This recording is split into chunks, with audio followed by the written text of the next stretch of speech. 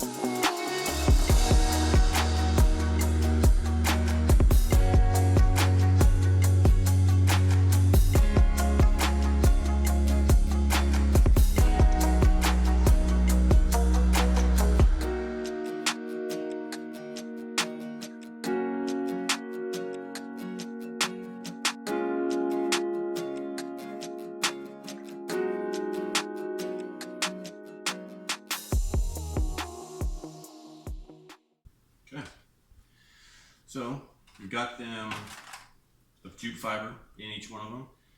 Let me just go grab a scale and get the seeds and a measuring cup, and we can start adding seeds. Be right back. All right, so got them all cut up. In the interim, which I forgot to do, I soaked all of these. So make sure before you put your seeds on here, soak them probably 5 minutes in some hot water. You'll be fine. That's just so that, 1, they take in the water and they're already moist, and 2, when you put the seeds on there, the seeds don't bounce around everywhere.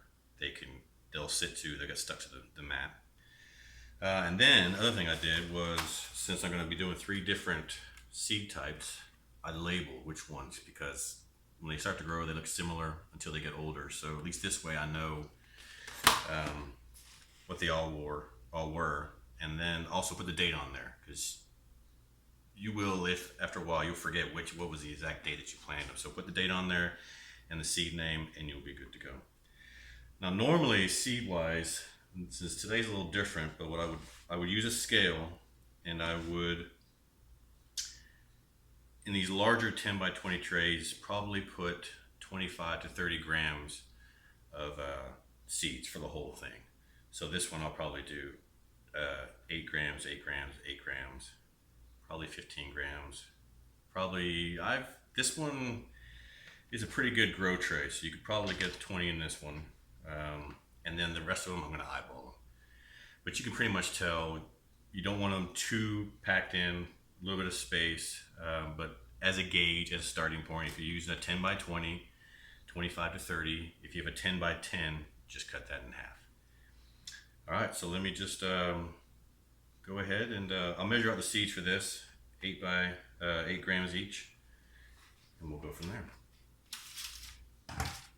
And make sure you put it on there and zero out. So we'll start with the radish, 8 grams.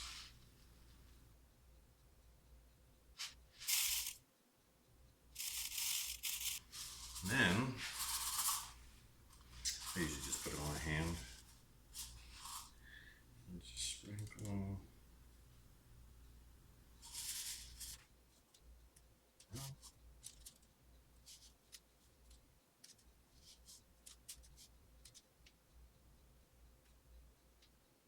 Probably a few more.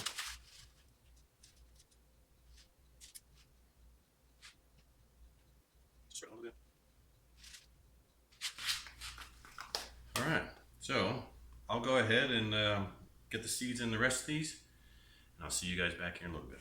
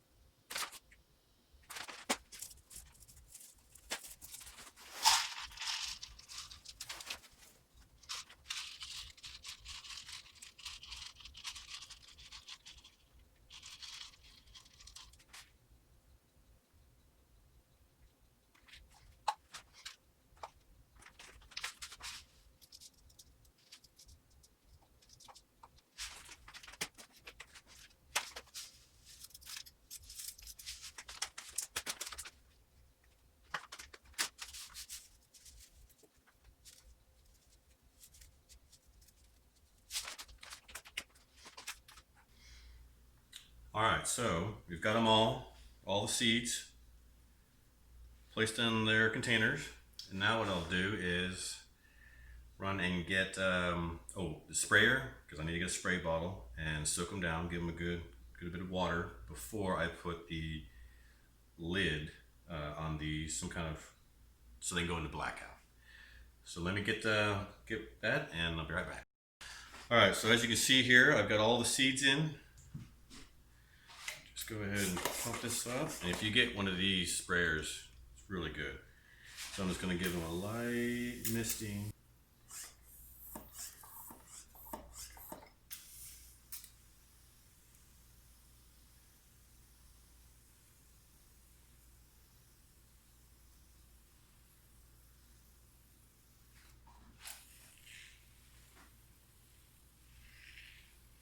Now on your sunflower seeds here, you can soak them, but I've been growing them no soaked, and they've been doing fine as long as they got enough moisture.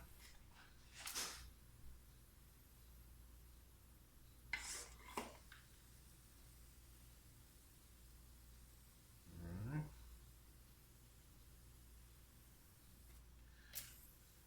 Then after I get these all soaked,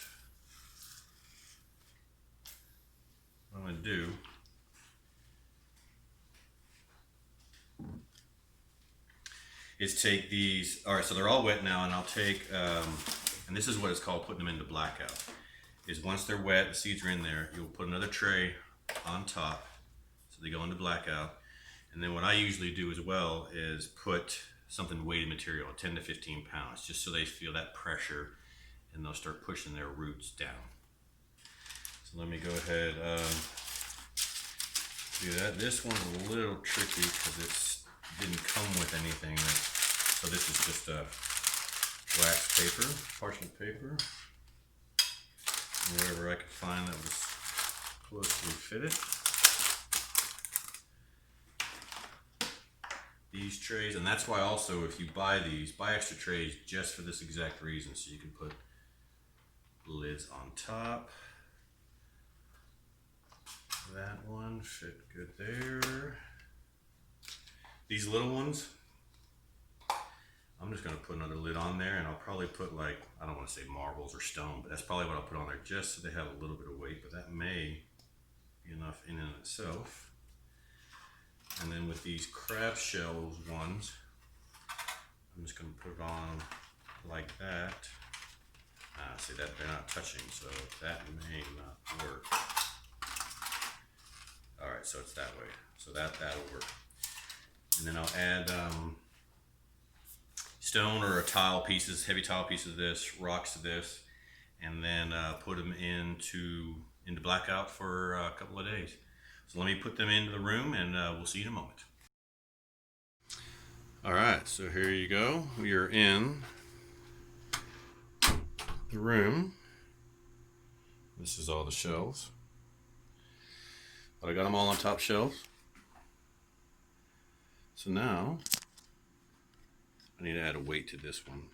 Well, see these other ones, you can see I just put stones, and then there's some tiles to hold those down. What I need to do now, if I can reach it, shut off this light.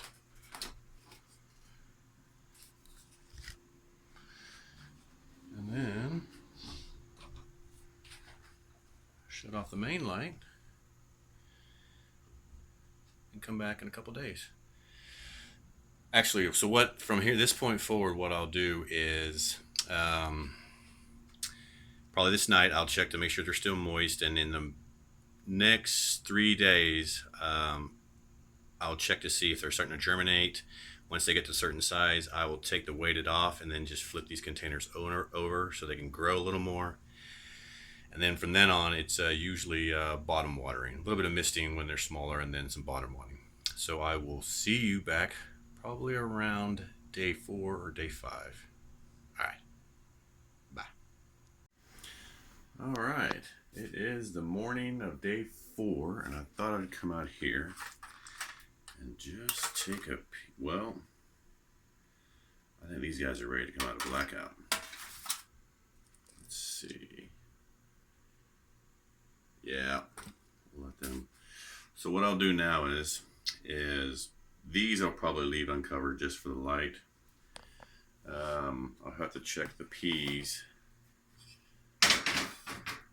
Let's see what. Okay, so this is the salad mix. So that looks good. And the peas are under here. They probably need to stay in blackout. So I'll lay these as there is weight. So what I'll do now is every morning and evening I'll come by and just spray them with the nozzle, just a little bit. They don't need a lot. And then once they get tall enough, I'll just start pouring water down the bottom, just so the roots get it. But I'm quite pleased. Let's look at these to see how they look. This is the one with 3 different. Oh yeah, I think they're ready to come out of block. Or what I'll probably do is just so they grow a little higher. I said before about flipping the container over. I'll flip it over. It will go like that once I clean off all the seeds and stuff. And that way they still stay in blackout, but they'll grow a little higher. All right. Well, let me take care of this, and we'll be back in a couple of days. I'll just take pictures, quick videos of as they grow through the next week. Okay. Till then. Bye.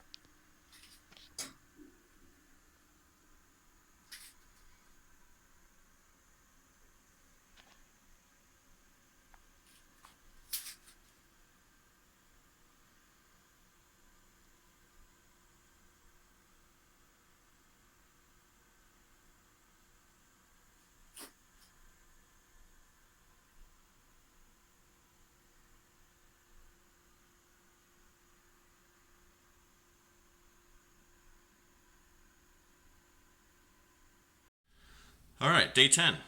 And I think this is probably where I'll wrap up the video. And it went well. It was a success. So I'm really pleased. I'm impressed actually with the microgreens and that they'll grow in, I don't want to say anything, but pretty much. If you have give them enough water and some light, they're going to rock and roll. So let me switch the camera around so you guys can take a look at it. Just give me 1 second. All right, here we go. We got the broccoli in the little crab shell container. So that's about 10 days growth. These are, yeah, you could snip these pretty quickly. Got the pea shoots, done peas, and this is, look at the roots. They went crazy. These are great. These trays are fantastic. And our sunflowers, you see, let's see if I can get the roots to come up. I'm not sure if they really like this container. I mean, they grew, but they've grown better in other containers. So you may want one that's got a pass-through for the roots where it drains. But it worked. Our lovely radishes went completely ballistic. I wonder if I could just pull this out. Yeah, so you can see their roots and how healthy they are. They're happy. I would probably grow them in here quite often because that's almost like a perfect amount for if you want to do a salad for a day or two. This is the mix salad mix in this container. This one, I mean, it worked, but it dried out. I had to water this probably 3 times a day. So if I do this again, I'll probably make the pad much bigger, or double pad, just so they have enough moisture. Let's see if we can get what their roots look like. So they went through. I mean, it wasn't bad. I mean, it worked. I mean, they're not dead. I mean, they're edible, so that's good. And then back here, we've got, what do we have? We've got salad mix, broccoli, and radish. And you could tell these guys went nuts. And this is your standard 10 by 20 tray. Let's see how the roots look. It's pretty heavy. Yeah, so they're still watered. I gave them some water earlier this morning. But look at that growth compared to, I mean, they took off. And these can definitely be harvested. I can see that just in between there, the true leaf coming out. So these are definitely ready to be harvested and eaten. So, all in all, I think this kind of proves that if you just have some grow pad or some cocoa fiber and some seeds and water and some light, you can grow some microgreens. So that's where I'm going to wrap it up, guys. So I hope this helped you, decide to go ahead and grow some microgreens. And I bought 6 new different types that I'll probably experiment with, but I'll probably use, to be honest, these. I think that's the perfect container. They look really healthy. And we'll go from there. All right. Thanks for watching.